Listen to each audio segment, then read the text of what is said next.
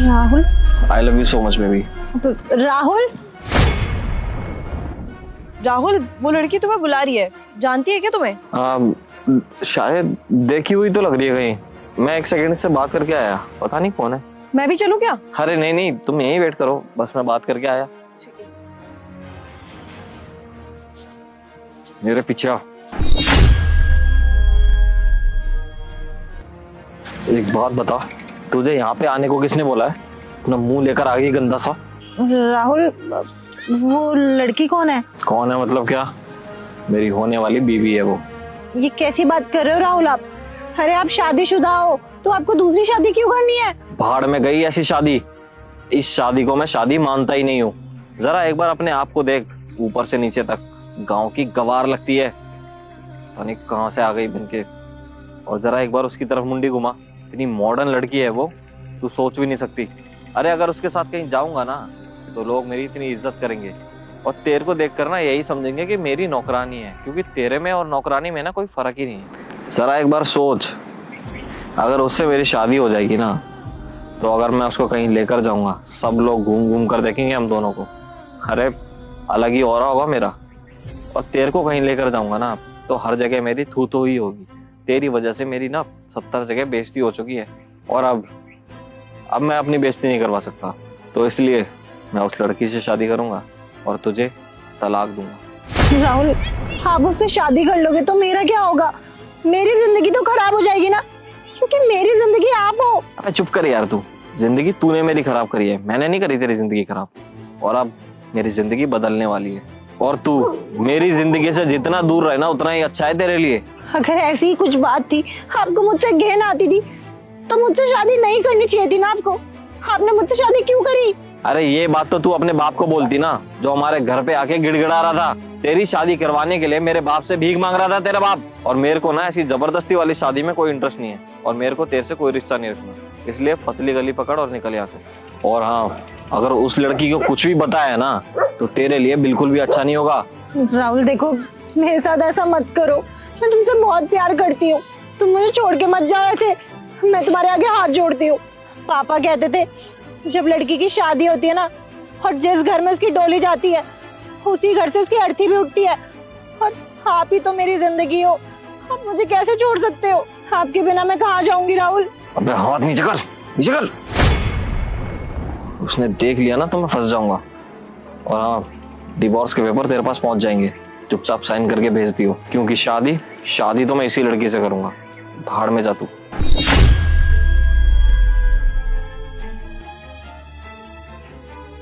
क्या हुआ राहुल, जानती थी क्या वो तुम्हें लड़की? अरे वो क्या है ना, मेरे पड़ोस में रहती थी बचपन में, तो शायद पहचान गई, तो वही बात कर रही थी कि घर में सब कैसे हैं, मैंने बता दिया। अच्छा, पड़ोस में रहती थी वो लड़की? हाँ। मुझे तो लगा तुम्हारी वाइफ है वो। क्या? तुम्हें कैसे पता? मतलब वो मेरी वाइफ नहीं है?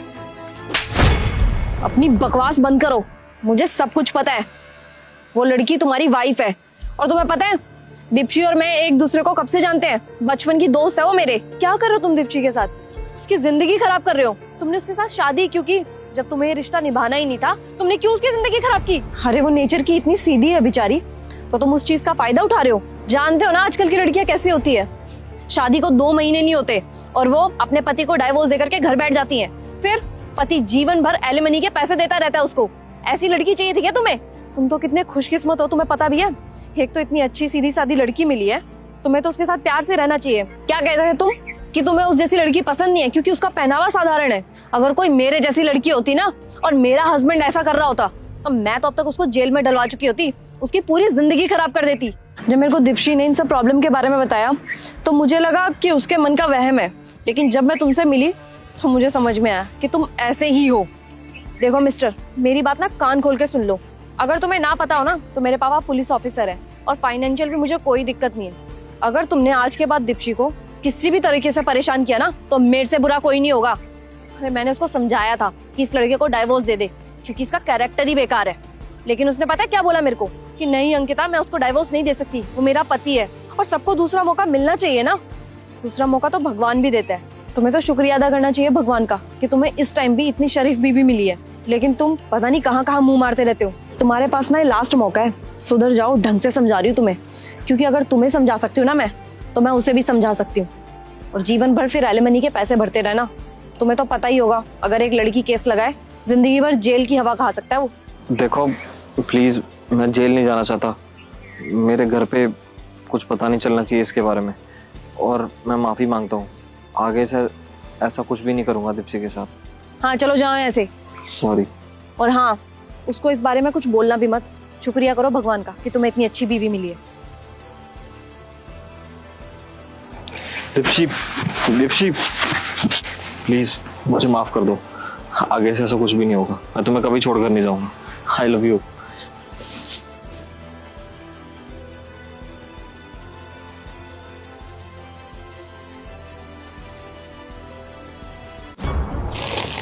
मैम साहब कुछ खाने का दे दीजिए, बहुत भूख लग रही है। अबे ओ फटीचर, तेरी हिम्मत कैसे हुई मेरा रास्ता रोकने की? और तू है कौन? मेरे घर की चौखट में कैसे बैठा है तू? मैम साहब हम किस्मत के मारे हैं, 3 दिन से कुछ भी नहीं खाया, आते सूख गई है। अगर कुछ खाने का दे दीजिएगा तो भला हो जाएगा इस गरीब का। अबे मेरी बात ना ध्यान से सुन, ये दुखड़ा ना कहीं और जाकर के रो। मैं क्या तेरे घर की नौकर लग रही हूँ तेरे को खाना बना करके दूंगी? और गार्ड का है, उसने रोका नहीं क्या तुम्हें यहाँ पे बैठने से? मैम साहब अगर सब लोग ऐसे ही बोलते रहेंगे कि खाना नहीं है आगे बढ़ो, तो क्या होगा? हम तो मर जाएंगे ना मैम साहब। हाथ जोड़ रहे हैं आपके, एक भी रोटी मिल जाएगा तो सुकून मिल जाएगा मैम साहब। कब तक पानी पर रहेंगे? इतना बेशरम आदमी है, तुम्हें बेइज्जती महसूस नहीं होती क्या? होगी भी कैसे? छोटे लोग ना, छोटे लोगों की यही दिक्कत होती है, इनको शर्म ही नहीं आती। अरे तुम जैसे लोग ना मंदिर के बाहर भीख मांगते ठीक लगते हो, किसी की सोसाइटी के आगे नहीं। हाँ नहीं मैम साहब, आप बहुत गलत समझ रहे हैं। हम कोई भिखारी नहीं है, हम गांव से शहर आए कमाने के लिए। देखिए कपड़ा भी लेकर आए अपना। कोई भिखारी अपना सारा कपड़ा लेके भीख मांगता है क्या मैम साहब? बस कुछ मजबूरी ऐसी हो गई है, इसलिए भूखे हैं 3 दिन से। आपके हाथ जोड़ रहे हैं, खाना दे दीजिएगा तो भला हो जाएगा इस गरीब का। वैसे ये सब देख के मेरे को लग तो रहा है कि तू थोड़ा मजबूर है, और कपड़े भी तेरे नॉर्मल ही हैं, भिखारी जैसे कपड़े तो नहीं है। खाना तो मैं तेरे को खिला दूँ, लेकिन कहीं तो कुछ फ्रॉड वगैरह तो नहीं करेगा? अरे मैम साहब कोई धोखाधड़ी करना होता तो किसी के घर का ताला तोड़ते हैं, किसी के यहाँ पे डाका डालते हैं। हमारे में तो चलने तक की हिम्मत नहीं है मैम साहब। हाथ जोड़ रहे हैं, बस खाना ही तो मांग रहे हैं आपसे, दे दीजिएगा तो भला हो जाएगा। ठीक है चलो मेरे साथ, ऊपर देती हूँ खाना, चलो। ऊपर नहीं, ऊपर नहीं जाएंगे हम। आप हमें यही दे दीजिए। देखो अगर तुम्हें खाना खाना है ना तो तुम्हें ऊपर चलना ही पड़ेगा। मेरे पास खाना एट अ टाइम नहीं रखा हुआ। खाना देखूंगी मैं क्या रखा है क्या नहीं रखा है, उसके बाद बनाऊंगी और ऊपर ही खिलाऊंगी ना, कि तुम्हारे लिए चौथी मंजिल से फिर से नीचे आऊं और तुम्हें यहाँ पे सर्व करूं खाना। चलो डरो मत।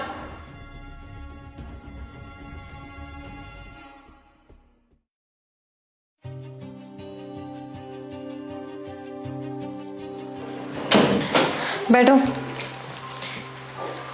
अरे ये क्या, यहाँ पे क्यों बैठ रहे हो? ऊपर बैठो ना।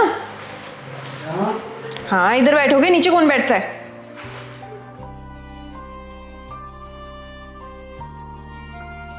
रुको मैं खाना लेके आती हूँ।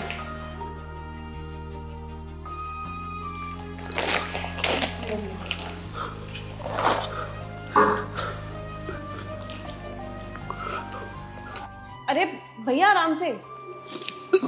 अरे भैया ये लो पानी पियो।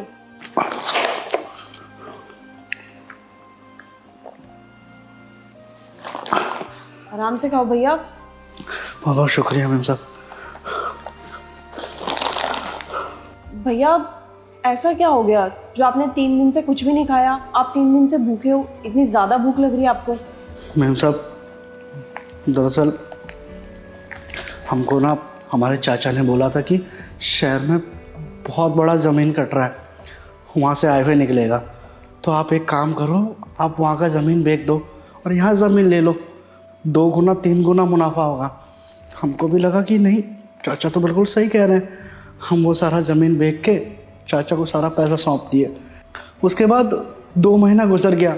जब हम चाचा को बार बार बोलते रहे कि चाचा हमको शहर आना है, तो चाचा ने एक एड्रेस भेजा, बोला कि यहाँ पे आके तुम इस ज़मीन का देखभाल करना।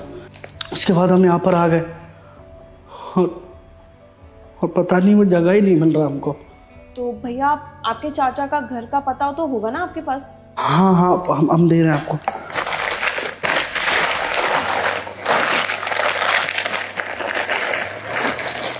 ये है मेरे पास। अरे भैया, ये तो कोई एड्रेस ही नहीं है। एक बार आप खुद देखो, इसमें एड्रेस दे रखा है दिल्ली का और पिन कोड दे रखा है उत्तर प्रदेश का। ये कोई एड्रेस ही नहीं है। मुझे लगता है ना आपके चाचा ने आपके साथ धोखा किया है। हमको भी यही लग रहा था, क्योंकि जैसे हम यहाँ पर आए ना, हमसे उस रोज से लेके अब तक पूरा 3,500 रुपये ठगा गया है। कोई कहीं लाके छोड़ देता है, कोई कहीं लाके छोड़ देता है, और उसके बाद अंत में तकार के हम आपके गेट के नीचे आके बैठ गए, क्योंकि सारा पैसा किराया में ख़त्म हो गया था। हमारे पास एक फूटी कौड़ी नहीं है, और चाचा मिल भी नहीं रहे। पर आपके पास उनका नंबर तो होगा ना? नंबर से तो हम बहुत बार फ़ोन किए, कभी नंबर ऑन आता था, कभी नंबर बंद हो जाता था। समझ में ही नहीं आया कि क्या हो रहा है। अरे भैया, पर वो तो आपके चाचा है ना, आपके पास उनका कुछ तो प्रूफ होगा, कुछ फोटोज वगैरह, या आपने जो अपनी जमीन बेची थी उसकी कुछ रजिस्ट्री वगैरह तो होगी ना? नहीं मैम साहब, कोई भी फोटो नहीं है हमारे पास। हमारे पास तो वो ज़मीन के कागज़ भी नहीं है। सबूत के नाम पे हमारे पास कुछ भी नहीं है। हमने बस चाचा पे विश्वास करके सब कुछ उनको सौंप दिया, लेकिन आज समझ में आया कि पैसों के आगे कोई रिश्ता नहीं टिकता। अरे हम यहाँ भूखे मर जाते, कुछ हो जाता तो उनको थोड़ी परवाह थी इस बात की। उन्होंने ये भी नहीं सोचा कि उनके भाई के बेटे हैं हम। उन्होंने हमारे साथ ही धोखाधड़ी कर दी। फिर भैया, इससे तो सरासर यही साबित होता है ना कि आपके चाचा ने आपके साथ धोखाधड़ी की है, और आपके पास ना तो उनका एड्रेस प्रूफ है, ना उनकी फ़ोटो है, ना कोई और प्रूफ है। तो आप अब तो पुलिस में भी नहीं जा सकते। तो अब आप करोगे क्या?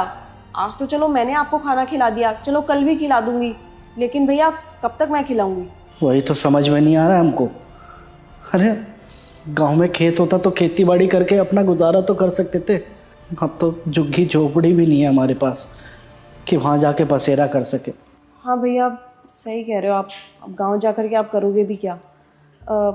वैसे आप यहाँ पे जॉब करोगे? अगर मैं आपको जॉब दूँ तो आप कर पाओगे? हाँ मैम साहब, आप जो काम बोलिएगा हम सब कर लेंगे। वैसे भैया कितना पढ़े हो आप? हाँ, 8वीं पास है हम। लिखा पढ़ी तो आती होगी आपको? हाँ। फिर ये तो बहुत अच्छी बात है। ये जो हमारी सोसाइटी है ना भैया, यहाँ पे गार्ड की ज़रूरत है, और सोसाइटी ऑफिस में मेरी अच्छी खासी बातचीत है, तो मैं आपकी बात कर लेती हूँ वहाँ पे। आपको वहाँ पे गार्ड की नौकरी मिल जाएगी। आपको बस खाने का करना पड़ेगा, रहने का ना सोसाइटी वाले ही करते हैं। आपका बहुत बहुत शुक्रिया मैम साहब। सच में हमें लगा था कि भगवान है ही नहीं, सब साला झूठ बोलता है, लेकिन वो देखता है। इतना बुरा वक्त आ गया था ना कि आसमान की तरफ ताकते रहते थे कि भगवान क्या कर दिया, हम किसका बुरा किए हैं। लेकिन आप जैसा लोग हैं ना दुनिया में, तो कोई भी हमारा बाल बांका नहीं कर सकता। अरे भैया, आप हाथ मत जोड़िए। अब जो पुरानी बातें हैं उसको ना तो आप बदल सकते हो ना मैं, लेकिन मैं इतना ज़रूर जानती हूँ कि भगवान ना कभी भी अच्छे इंसान के साथ बुरा नहीं होने दे सकता। और रही बात आपके चाचा की, तो उन्होंने जो किया ना वो बहुत बुरा किया है, और आज नहीं तो कल ना उनके किए की सज़ा उनको ज़रूर देगा ऊपर वाला। अभी आप खाना खा लीजिए, मैं आपके लिए चाय बना के लेके आती हूँ, फिर चलते हैं ऑफिस में बात करके आते हैं आप। ठीक है मैम साहब।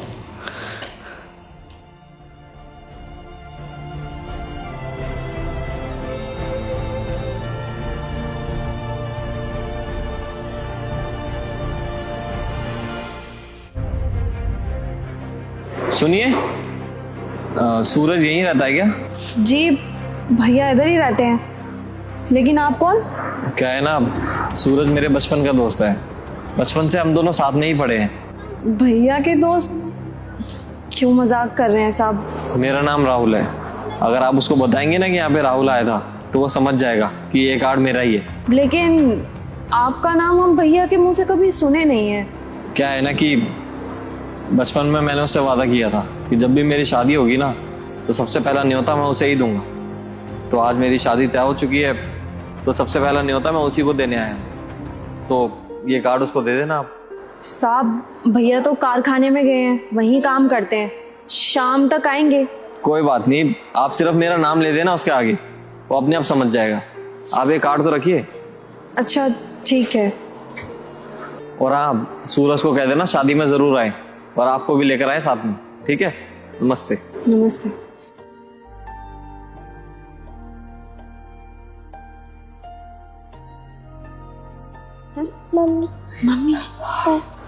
आयाशु उठ गया बच्चा।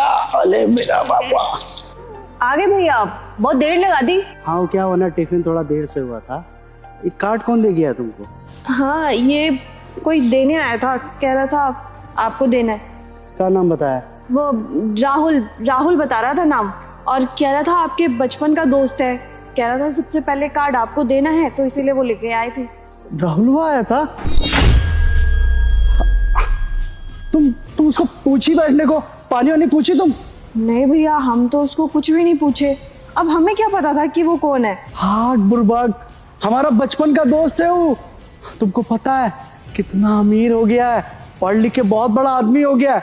हमको तो लगा था कि हमको भूल गया है। पता है बचपन में बोलता था कि जब हमारा शादी तय होगा ना दोस्त, तो सबसे पहला कार्ड हम तुमको देंगे।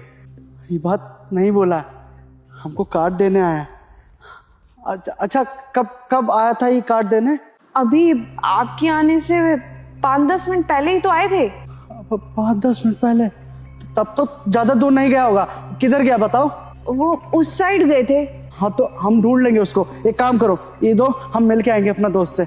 और खाना तो खा लीजिए। अरे हम बाद में खा लेंगे आके, तुम रुको।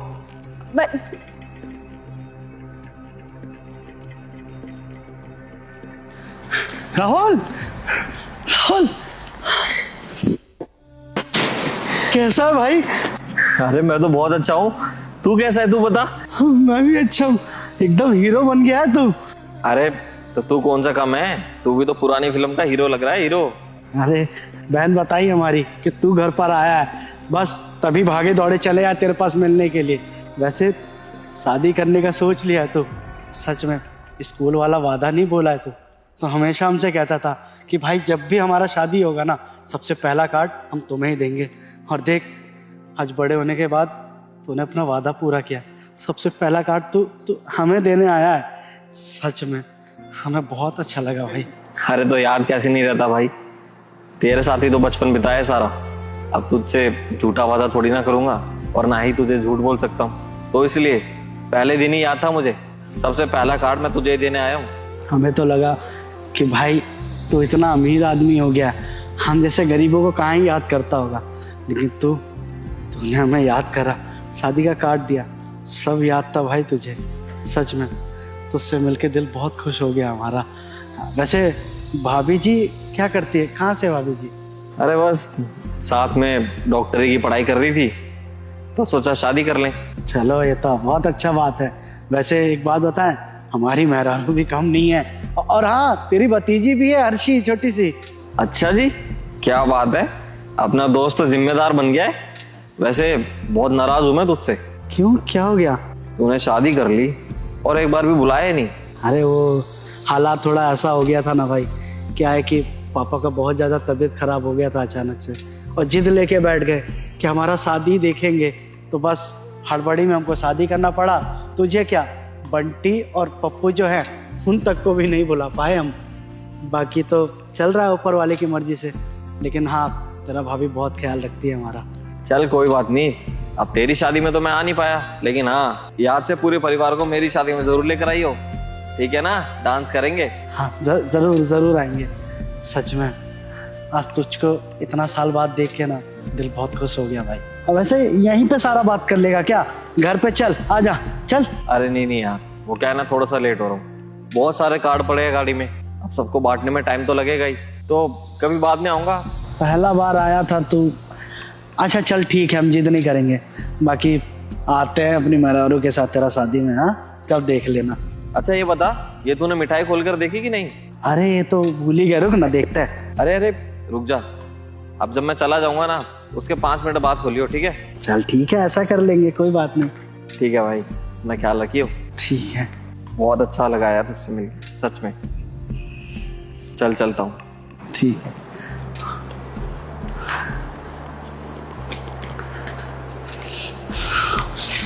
ऐसा भी क्या दे दिया मिठाई में, खोलने को मना कर रहा था।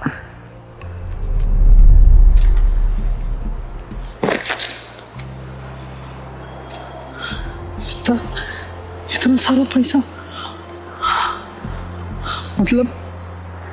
मतलब ये जानता था कि हम पैसा से बहुत मजबूर हैं, इसलिए हमारा मदद करने के लिए इतना सारा पैसा दे के गया। दोस्त, कैसी दोस्ती निभाई रे तूने। लोग तो बचपन में ही भूल जाते हैं अपना दोस्त को, और तू बड़ा होने के बावजूद हमारा इतना मदद किया। देखिए अब तेरा शादी में एकदम सूट वूट बनवा के आएंगे, एकदम राजा बाबू की तरह लगेंगे। कोई बोलेगा ना किसका दोस्त है, साथी टोक के बोलेगा हमारा दोस्त है, ये हमारा दोस्त है।